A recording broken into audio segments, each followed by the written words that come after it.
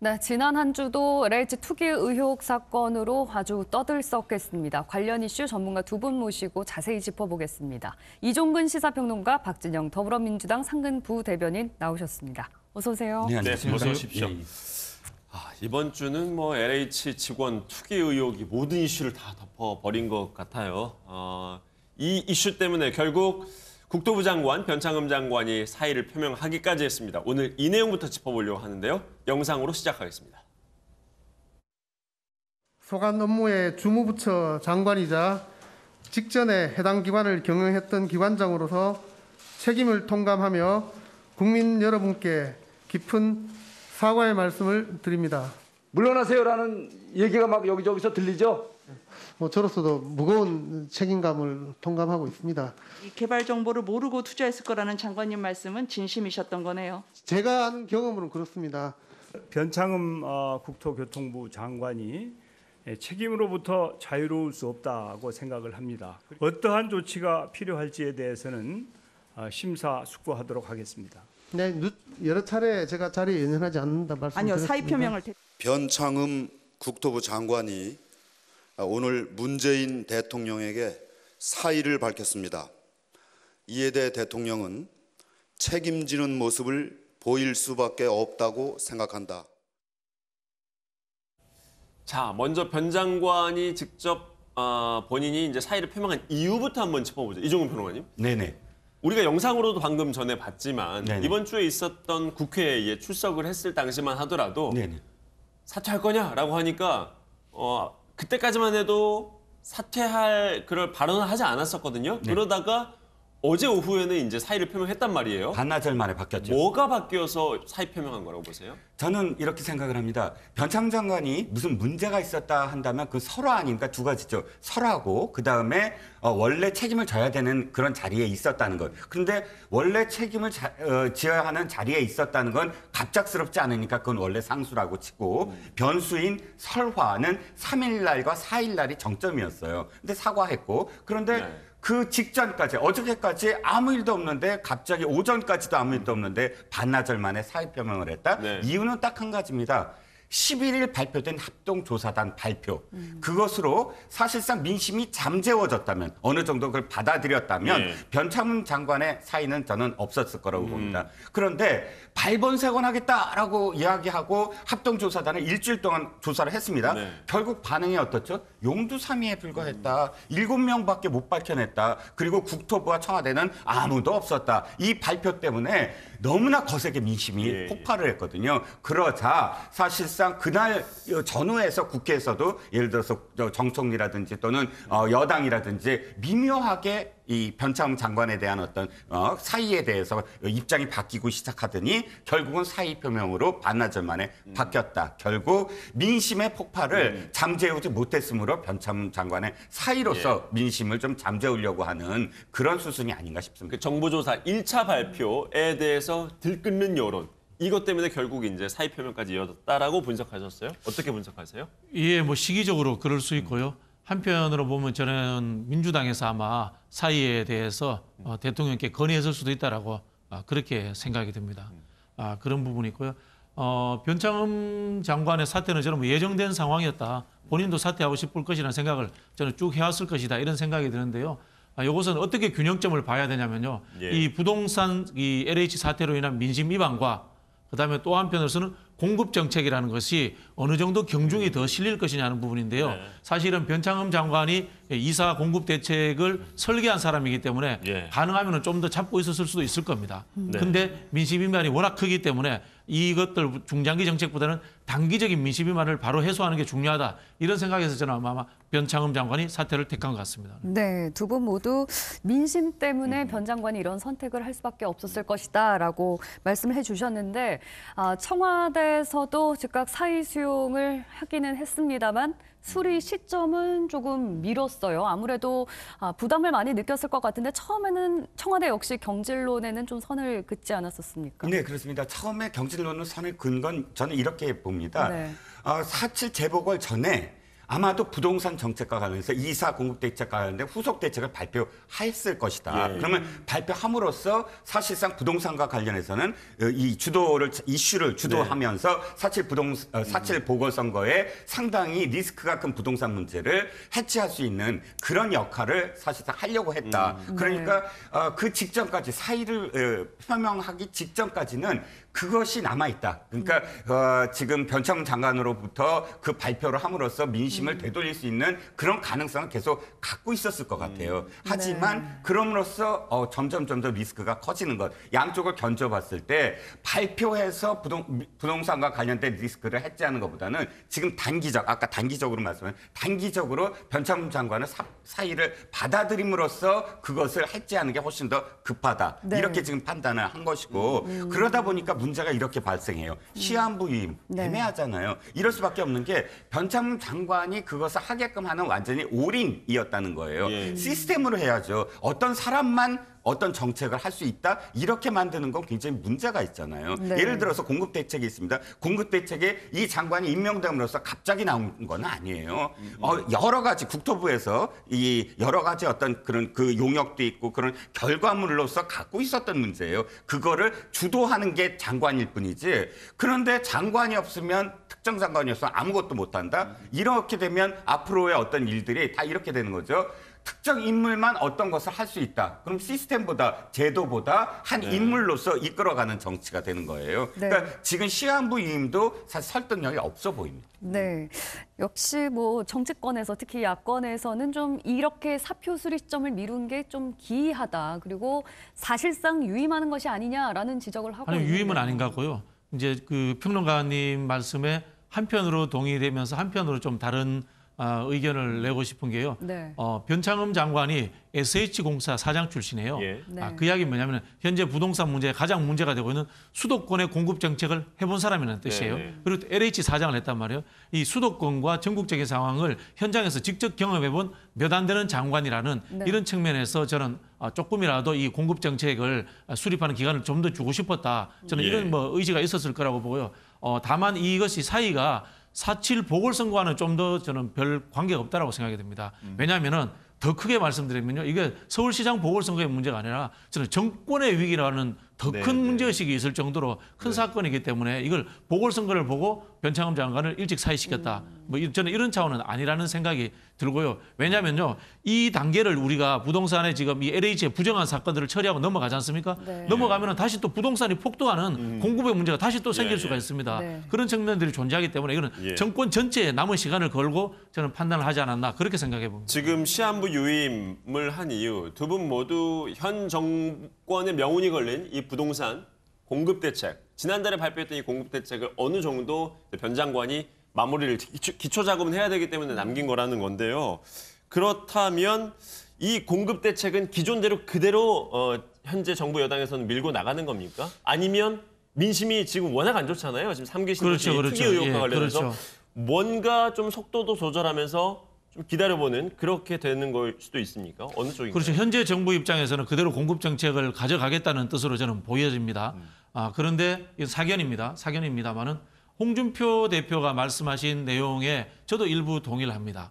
지금 이 투기가 신도시를 중심으로 해서 3기 신도시 지정된 곳을 해서 전국적으로 이렇게 진행된 상황이라면은 신도시 지정에 대한 일부 조정이라든가 이런 것들도 필요하지 않겠는가라는 생각도 저도 지금 개인적으로 해보게 됩니다. 왜냐하면 3기 신도시 지금 1차 공공택지 예정지를 발표했던 바로 그것들이 지금 투기 의혹이 터졌었잖아요. 그렇죠. 그런데 조만간 2차 발표한다고 하지 않았었습니까? 그렇죠. 이 발표도 그럼 좀 미뤄질 수 있을까요? 그럴 수 있죠. 다만 거기에서 이 수사에서 어느 정도의 신도시 부근에서 이 부정부패가 일어났느냐라는 것들에 의해서 저는 좌우될 거라는 생각이 드는 겁니다. 실제로 금방 말씀한 것처럼 현재 LH라고 하는 이 부동산 적폐의 대형 사고가 터진 것과 장기적인 공급책이라는 것에 어느 것에 더 방점을 두는 것이 정권의 마지막에 운영하는 데 도움이 될 것인가라는 것에 대해서 저는 균형점을 찾아야 된다고 생각합니다. 박시영 대변인은 그렇다면 2차 공공택지 예정지 발표는 조금 더 미루는 게 좋다고 보시나요? 개인적인 소견으로 이 부정부패와 수사가 완벽히 종결된 다음에 좀 미루는 것도 방법이다라고 생각을 합니다. 그렇다면 재보궐 이후가 될 가능성이 그렇죠. 높겠네요. 네네. 이종훈 평론가님은 이 부분에 대해서 어떻게 생각하세요? 완벽히 미룬다고 완벽히 마무리된다고 표현하셨는데 전례로 봤을 때 1기 신도시와 2기 신도시도 수사가 있었습니다. 그 수사가 이루어지고 1기 신도시에서도 100명이 넘는 공직자들이 구속됐어요. 2기 신도시에서는 27명의 공직자들이 구속이 됐습니다. 관련돼서요. 그런데 이것들이 수사가 얼마나 걸렸을까요? 거의 1년 넘게 수사를 했습니다. 네. 너무나 방대하기 때문에. 그런데 지금 보면 이게 굉장히 전국적인 이슈가 됐어요. 그러니까 이 특정 광명 시흥만이 아니라 그러면 3기 신도시만이 아니고 전체적으로 여러 가지의 어떤 부동산 정책과 관련된 그런 이 곳들을 전부 다 전수조사를 하거나 수사해야 한다 상황이잖아요. 그러면 1년 내로 안 돼요. 그러니까 올해 내로 안 되는 문제입니다. 네. 그렇기 때문에 지금 여당에서 예를 들어서 이게 특검을 하자든지 뭐를 하든지 이것들이 전부 다 저는 정치적인 어떤 정치 공학적으로 밖에 안 받아들여지는 거예요. 빨리 수사를 하는 것이 아니라 어차피 이건 길게 미뤄지는 문제니까 대선까지도 대선 이후까지도 연결이 되는 문제다라고 지금 바라보고 있는 게 아니냐. 그러니까 결론적으로 말씀드리면 저는 결론은 맞습니다. 그러니까 어차피 국민 신뢰가 무너졌어요. 이것을 하고 싶어도 발표를 못하는 상황이 돼버릴 거다. 공공성이 없잖아요. 공공성이라는 건 신뢰를 바탕으로 해야 되는데 신뢰가 하고 무너졌는데. 싶어도 발표 못할 거다 하는 거는 조금 전에 말씀 나눴던 그 2차 택지 예정 발표, 추가 대책 발표 못할 거다라는 거죠. 네네, 그렇습니다. 네. 저도 그런 부분에 일면 동의하는 거예요. 장기적인 중장기 발전 계획보다 국민들은 지금 부정의함에 지금 분노하고 있는 거지 않습니까? 네. 극단적으로 국회에서 저는 그런 생각도 해야 된다고 생각합니다. 소국 입법을 특별법을 해가지고 거기에서 이익이 반사한 사람들에 대해서 중처벌하고 그다음에 여기 이익 환수하는 방법까지도 검토해야 되는 이런 상황이기 때문에 지금은 그 말씀하신 것처럼 추가 개발을 할 것이냐 말 거냐 그게 중요하지 않은 상황이 되는 동의가 됩니다. 네.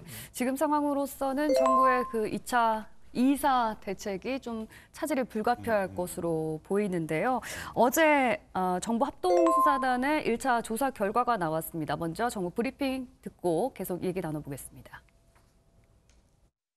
민변과 참여연대에서 제기한 투기 의심 사례를 포함하여 총 20명의 투기 의심자를 확인했습니다. 토지 거래 내역을 전수 조사한 결과 부동산 투기로 의심할 만한 거래는 아예 없는 것으로 확인됐습니다. 문재인 대통령은 LH 투기 의혹 1차 조사 결과는 시작일 뿐이다. 투기 전모를 다 드러내야 한다고 말했습니다. 네, LH 국토부 직원 한 14,000여 명을 조사했는데 20명이 이제 투기 의심 사례로 적발이 됐습니다. 기존에 민변과 참여연대가 밝혀낸 13명에서 한 7명 정도가 추가가 된 거거든요. 이게 제대로 수사를 한 게 맞냐, 조사를 한 게 맞냐는 지적이 조사죠, 나옵니다. 조사인데 네. 이 지금 이제 내부자 조사 같은 경우에 개인 정보를 동의하지 않는 사람도 있고 막 그렇지 않습니까? 네. 한계가 있을 수밖에 없고요. 또 한편으로 보면은 이거는 결국은 저는 광범위하게 이루어졌을 거라고 보는데 차명이라든가 주위 사람을 통해서 이루어졌지 본인 실명으로 하는 사람이 몇 명 되겠습니까? 그렇죠. 네. 아까 우리 이종근 평론가께서 1차 신도시 발표 때 1,000명 가까이 구속이 되고 공직자가 137명이 그 당시 구속됐거든요. 그 당시에만 해도 차명 거래 잘 안 할 때예요. 이런 거 처음 수사도 안 할 때이기 때문에 그 이후로는 차명 거래를 하기 때문에 수사를 해도 이렇게 많이 안 나오는 거거든요. 네. 저는 이런 측면에서 이게 수사를 어떻게 해야 되면은 신도시 지역에 대한 토지 거래 조사를 해야 됩니다. 토지 거래 조사를 해버리면은 누가 샀는지 다 나옵니다. 그러면은 일단 이번에 그 실명 거래만 조사를 했던 방식에는 좀 문제가 있었다고 보시는 사람을 조사하는 게 아니고 땅을 조사해야 됩니다. 네. 땅에 누가 소유권이 넘어갔느냐, 팔았느냐 이걸 조사하면 다 기록되어 있거든요. 네. 그다음에 또 간단합니다. 국세청이라든가 금감원 같은 돈이 어떻게 넘어갔느냐 이것도 확인해 봐야 됩니다. 이렇게 네. 하면은 전방위적으로 저는 된다라는 생각이 들고요. 그렇게 하면 제가 봤을 때는 이 LH 직원뿐만이 아니라 인근 지자체에서 여기에 대해서 이 투기 목적으로 한 사람들이 엄청나게 저는 많이 나올 거라고 봅니다. 제가 뉴스라든가 이런 것들 검색을 해보니까요. 네. 신도시 지정 1, 2개월 전에 월 평균 거래량의 4배 정도로 뛰었답니다. 예. 4배 이상의 거래가 있었다는 건 뭡니까? 전국적으로 투기가 일어났다는 증거거든요. 네. 저는 여기에서 엄청나게 많은 숫자가 나올 수 있을 것이다 이렇게 생각을 하고요. 네. 그리고 토지거래 이 범죄의 특징이 뭔가 하면은 굉장히 금융거래처럼 심오한 게 아닙니다. 양이 방대합니다. 네. 양이 방대한 거고요. 그리고 흔히 하는 말은 땅은 바로 팔고 도망 못 갑니다. 예. 이야기 뭐냐면 늘 남아 있습니다. 그래서 이게 수사의 양만 방대하고 이종문 평론가 지금 말씀하신 것처럼 오랫동안 한다면 웬만한 것들을 대해서 다 이렇게 우리가 색출해낼 수 있습니다. 지금 말씀하신 것처럼 사실 본인 이름으로 하는 직원이 어디 있겠습니까? 그렇죠. 네. 거의 대부분이 이제 차명으로 했을 텐데 지인을 동원해서 그렇다면 곧바로 강제 수사가 들어가서 압수수색도 하고 계좌 추적도 하고 최대한 빠르게 수사가 들어갔어야 됐는데 지금 그러지 못했다라는 지적이 있어요. 이 부분은 어떻게 바라보겠어요? 일단은 이제 이게 조사 단계일 때 그 수사가 될 만한 증거가 일부 나와야지 이 수사 단계로 넘어가는 이런 이제 절차의 문제가 있는 거고요. 한편으로 보면 이런 측면이 있습니다. 이 LH의 영장 청구 부분에 있어서는 수사도 조금 늦었고 검찰의 예. 영장 근거도 좀 늦었고 이제 법원의 영장 발부도 좀 늦었고 이런 부분인데 세 가지가 같이 공존합니다. 이 부분에 대해서는 한편으로 보면은 늑장 수사다 이렇게 비판할 수도 있고요. 또 한편으로 보면 제가 아까 말씀드린 것처럼 부동산 수사라는 것이 바로 뭐 어떻게 하고 도망갈 수 있는 상황이 아니라는 거죠. 네. 그렇게 판단하는 경향도 있다라고. 하지만 생각합니다. 강제 수사가 늦어지면 늦어질수록 서로 이해관계가 얽힌 사람들끼리 입을 맞춘다거나 할 수도 있는 문제 그럴 수는 있죠. 아니겠습니까? 그럴 수는 있죠. 근데 이게 뭐 증거 인멸이라는 거는 뭐 등본을 버린다고 하더라도 기록은 남아 있기 그렇죠. 때문에 어렵겠지만요. 다 남아 있기 때문에 그런 부분이 있지만 어쨌든 간에 이거를 수사를 빨리 해야 되는 것은 당연히 해야 될 일이죠. 네, 뭐 예. 말씀하신 대로 땅을 조사를 하든 아니면은 차명 거래까지 한번 조사를 해보든 간에 과연 이게 투기냐 투자냐 이 부분을 어떻게 또 가려낼 수 있을지 궁금하거든요. 네, 그렇죠.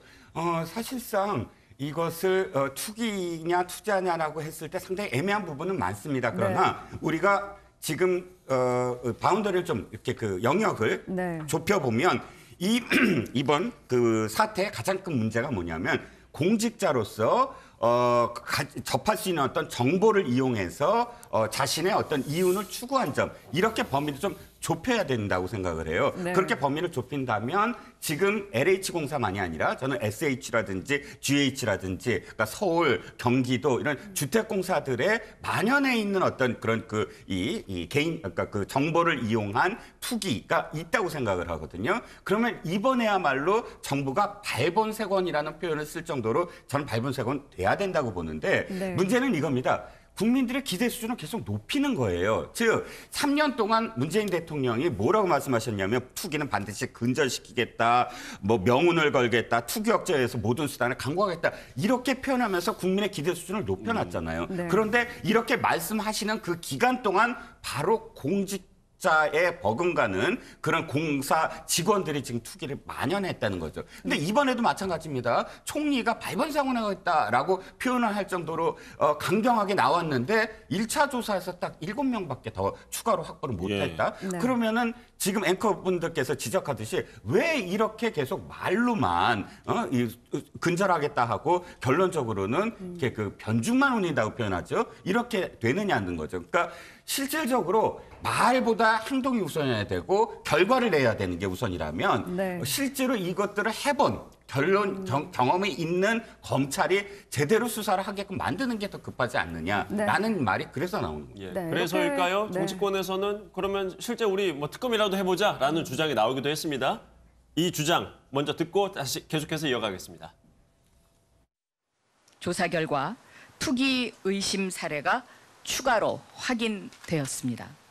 그래도 시민들이 신뢰하지 않습니다. 특검합시다. 멀쩡한 수사권을 가진 검찰을 손발을 묶어놓고 진작에 일할 수 있는 상황 시기는 다 놓쳐놓고 뒤늦게 특검을 하자고 그럽니다. 그 특검 건의가 단순히 선거를 위한 그런 주장이라면 그것은 국민을 속이는 길입니다. 국민들께서 더 신뢰하실 수 있다고 한다면 저는 지금 박영선 후보가 제안을 한 특검도 진행해야 한다고 생각합니다. 특검은 이것을 합의하고 구성하는 데만 해도 2달 이상이 걸리기 때문에 검찰을 중심으로 한 정부의 신속한 수사 이후에 특검을 논의할 문제다. 자, 민주당에서 이제 특검을 하자고 했어요. 왜 특검을 해야 되나요? 전방위적으로 최대한 수사를 많이 하기 위해서 하는 거죠. 예, 그리고 이제 LH 내부라든가 이런 것들을 더 들여다보기 위해서인데요. 예. 저는 특히 이제 그 주호영 원내대표나 오세훈 후보님이 말씀하시는 이야기는 하나만 하는 이야기예요. 그럼 다시 그러면 법을 바꿔가지고 6대 그 검경 수사권 조정한 거를 검찰청에다가 수사권 줘가지고 다시 해야 됩니까? 그럼 법 다시 만들어 하자는 소리인데 그건 더 오래 걸리는 이야기예요. 이건 말도 안 되는 소리예요. 현실적이지 않은 이야기를 하고 현실적이지 있는 않은 이야기 하나만 하는 소리인 거고요. 이미 법이 제정돼 버렸는데 그럼 다시 재개정해서 하자는 소리지 않습니까? 제가 봤을 때는 이거는 현재 할 수 있는 수사를 최대치 빨리 하는 게 가장 중요하고요. 여기에서 증거가 나오면은 6대 범죄 공직자 비리라든가 부정부패에 해당되기 때문에 검찰도 바로 투입될 수 있습니다. 그렇게 생각하시면 됩니다. 지금 당은 속도 내는 게 중요하다 말씀하셨어요. 서울시장 후보가 GH를 예를 들어서 그러니까 SH 서울주택공사를 특검을 하자 이건 말이 됩니다. 근데 서울시장 후보가 왜 국회 여야가 결정할 일에 대해서 이거 하라 저거 하라 하는 걸 이건 시간 벌기예요. 4.7 재보궐 선거에 나와서 서울시장 후보가 뭐 특검하자. 그러니까 정치적 의도로밖에 안 보이거든요. 이제 민주당에 제안을 했는데 김태년 대표가 수용해서 야당에 이제 또 제안을 했죠. 일단 그러면 여야가 지금 또 다시 저 상임위를 열어서 법을 만들어야 돼요. 법을 만드는 과정 걸리잖아요. 그러면 이래저래 하면 3월달 그냥 넘어가요. 그러니까 4.7 재보궐 전에 이것을 뭐 특검을 하자고 하더라도 거기에 실제로 특검이 사무실 차리고 하면 4.7 재보궐 이후에나 사무실 차려서 시작할걸요. 다분히 정치적인 의도이기 때문에 반대를 하는 거죠. 네. 이참에 더불어민주당에서는 아예 싹 다 국회의원 전수조사를 하자 이렇게 또 얘기를 했습니다. 야권에서는 물타기다. 또 여권에서는 그럼 국민부터 하라. 이렇게 또 공방이 오고 가고 그런 있는데 이야기는 아니죠. 사실은 이런 부분입니다. 특검도 하면 되는 겁니다. 네. 좀 늦더라도 하면 되는 거고요. 그 국회의원 전수조사도 하면 되는 겁니다. 야권이 뭐 반대할 이유도 없는 거고요. 단 수사는요. 국가수사본부에서 가장 속도나고 빠르게 제일 잘할 수 있습니다. 그대로 거기에서 제일 먼저 나가는 게 우선이고요. 특검은 플러스 알파인 겁니다. 이렇게 생각하시면 됩니다. 네. 그러니까 물타기라는 표현을 하셨는데요. 결론적으로 이겁니다. 그러니까 170명이니까 더 많이 나올 거예요. 어찌됐든 100명보다는 더 많이 나오겠죠. 예를 들어 부동산 의혹이. 네. 하지만 그럼에도 불구하고 야당도 분명히 나오니까 여도 나쁘고 야도 나쁘다라는 식으로 물꼬를 돌리려는 게 아니냐. 그렇다면 진짜 순수한 의도라면 170명 먼저 내놓는 게 저는 순서라고 생각을 합니다. 네, 이러다가 LH가 결국 해체되는 건 아니냐라는 얘기도 나오고 있거든요. 시간이 많진 않은데 짧게 한마디씩만 부탁드립니다. 아니, 우리 해경 때도 보지 않았으니까 문제가 생기면 해체가 우선인가요? 네. 이 권한이 집중돼서 지금 투기를 하나요? 아닙니다. 윤리위원회도 있고 다 안에 감찰할 수 있는 시스템이 있는데도 불구하고 그게 작동이 안 된 것이 문제이지 권한이 집중돼서 꼭 이 투기가 일어났다 이렇게 보는 건 일단 이것도 역시 논점을 흐리고자 하는 목적입니다. 마지막 발언입니다. LH 해체는 그 유승민 전 의원과 홍준표 의원이 가장 말씀을 많이 하고 계시는데요. 기능적으로 제가 봤을 때는 개발 독재 시대의 유산으로서 LH가 그렇게 큰 역할을 10년 동안 못했습니다. 저는 뭐 구조 혁신해야 된다 이런 생각이 들고요. 이 수사 문제는 이렇게 보시면 됩니다. 모든 수사 역량이 다 투입돼서 하는 거고요. 특검도 하는 거고요. 국회의원도 하는 거고요. 다 조사하는데 다만 이 첫 번째 대상은 LH라든가 이 토지 관련되는 공직 사회를 우선적으로 대상으로 해야 된다. 네, 이렇게 여기까지 듣겠습니다. 워낙 짚을 내용이 많아서요. 오늘 못 짚은 내용은 내일 또 이어서 짚어보도록 하겠습니다. 오늘 말씀 고맙습니다. 고맙습니다.